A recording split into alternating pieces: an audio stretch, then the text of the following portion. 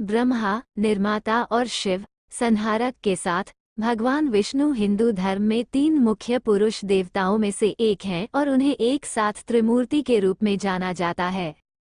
त्रिमूर्ति का एक हिस्सा होने के नाते उन्होंने 10 अवतार लिए हैं और भगवान विष्णु के 10 अवतार या दशावतार ऐसे कई रूप हैं जिन्हें उन्होंने तब धारण किया था जब ब्रह्मांड में उथल पुथल मची थी।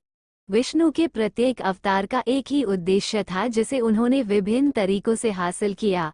ये दिव्य उद्देश्य धर्म या धार्मिकता की बहाली और ग्रह और अच्छे लोगों को दुष्टों, राक्षसों या असुरों के हाथों से बचाना था। भगवान विष्णु का तीसरा अवतार वराह अवतार है। वराह का संस्कृत में अर्थ है सुआ, जो उन्होंने सत्य युग में लिया था। इस अवतार में भगवान विष्णु ने पृथ्वी की रक्षा के लिए सुआ के रूप में अवतार दिया क्योंकि उसे अपनी अमरता का आश्वासन मिला था। उसकी शक्तियां दिन पर दिन बढ़ती गईं। वो इतना विशालकाय था कि उसके चलने से धरती माता कांप उठती थी और उसके चिल्लाने से आकाश फट जाता था। उसने देवताओं को परेशान करना शुरू कर दिया और इंद्र के महल पर आक्रमण कर दिया। अपने जीवन के डर से देवताओं ने पृथ्वी की पर्वत श्रृंखलाओं की गुफाओं में शरण ली। देवताओं को परेशान करने के लिए हिरण्याक्ष ने पृथ्वी को हड़प लिया और उसे पाताल लोक में डुबो दिया। धरती माता समुद्र के तल में डूब गई। इस समय पृथ्वी पर मनु और उनकी पत्नी शत्रुपा का शासन था।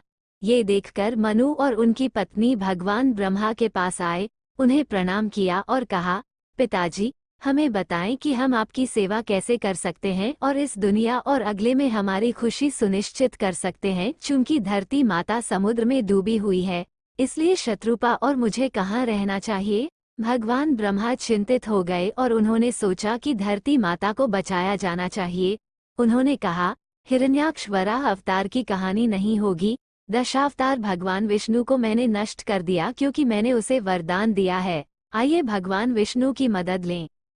जैसे ही ब्रह्मा ने भगवान विष्णु का ध्यान किया, उनकी नासिका से एक छोटा सुआ गिर गया। आश्चर्य हुआ कि वो प्राणी क्या था। वह बढ़ता गया और तब तक बढ़ता गया जब तक कि वो एक बड़े पर्वत के आकार का नहीं हो गया। ये भगवान विष्णु थे और उन्होंने कहा, मैं धरती माता को बाहर निकालने के लिए समुद्र में प्रवेश करूंगा। उन्होंने हिरण्याक्ष को मारने के लिए सुआ का रूप धारण किया क्योंकि भगवान ब्रह्मा से वरदान प्राप्त करते समय हिरण्याक्ष सभी जानवरों में से सुआ का उल्लेख करना भूल गया था। भयानक गर्जना करते हुए उन्होंने सुआ के रूप में भगवान विष्णु ने हवा में एक शक्तिशाली छलांग लगाई और अपने खुरों से बादलों को फाड़ दिया और धरती माता की तलाश में समुद्र के तल में गोता लगाया। वो समुद्र के दूसरे छोर पर पहुंचे और उसकी गहराई में भूमि देवी धरती माता की खोज की। इस बीच हिरण्याक्ष समुद्र तट पर पहुंच गया जहां उसका सामना समुद्र के देवता वरुण से हुआ और उसने उसे चुनौती दी, हे परम भगवान, हे संपूर्ण क्षेत्र के संरक्षक, आओ और मेरे साथ युद्ध करो। वरुण बहुत क्रोधित हो गए क्योंकि उन्हें पता था कि इस समय हिरण्याक्ष उनसे अधिक शक्तिशाली है। इसलिए उन्होंने अपने क्रोध पर अंकुश लगाया और कहा, मैंने युद्ध करना छोड़ दिया है क्योंकि मैं बहुत बूढ़ा हो गया हूँ। तुम्हें विष्णु से युद्ध करना होगा। कोई नहीं बल्कि वह अकेला ही आपके लिए बराबर का प्रतिद्वंद्वी होगा।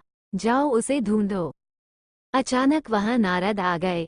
हिरण्याक्ष ने उनसे पूछा, क्या आप विष्णु के ठिकाने को जानते हैं? नारद ने उन्हें बताया कि भगवान विष्णु समुद्र में धरती माता को बचा रहे थे। क्रोधित हिरण्याक्ष समुद्र तल की ओर चला गया। इस बीच सुआ ने अपना दांत समुद्र तल में खोदा और धरती माता को उस पर उठा लिया और सतह की ओर बढ़ने लगा। हिरण्याक्ष हाथ में गदा लेकर उसकी ओर दौड़ा और बोला, रे धोखेबाज, तुम मेरे द्वारा जीती हुई पृथ्वी को कहाँ ले जा रहे हो? रुको नहीं तो मैं इस गदा से तुम्हारा सिर कुचल डालूंगा। दशाहिरण्यक्ष ने सुआ के रूप में भगवान विष्णु को उनके साथ युद्ध करने के लिए चुनौती दी, लेकिन विष्णु ने उनकी सभी चेतावनियों को नजरअंदाज कर दिया और सतह पर बढ़ते रहे।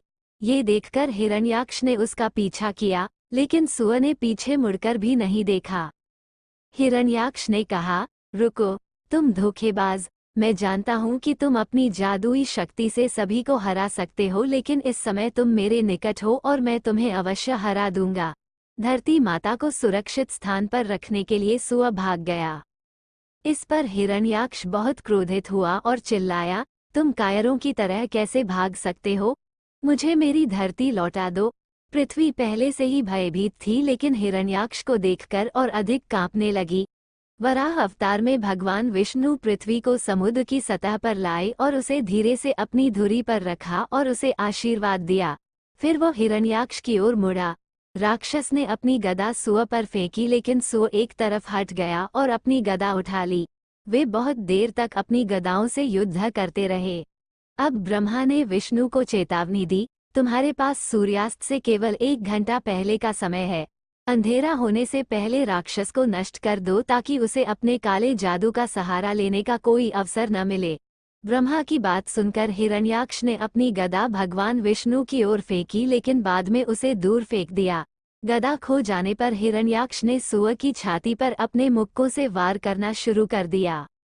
वराह अवतार में भगवान विष्णु ने हिरण्याक्ष के चेहरे पर अपनी मुट्ठी से जोरदार प्रहार किया और उसे हवा में उछाल दिया। वह सिर के बल गिर गया और उसकी मौके पर ही मौत हो गई। मनु को उनकी पृथ्वी वापस मिल गई और देवताओं को उनका स्वर्ग वापस मिल गया। इस प्रकार भगवान विष्णु ने वराह अवतार में हिरण्याक्ष का वध किया और धरती माता को नुकसान से बचाया।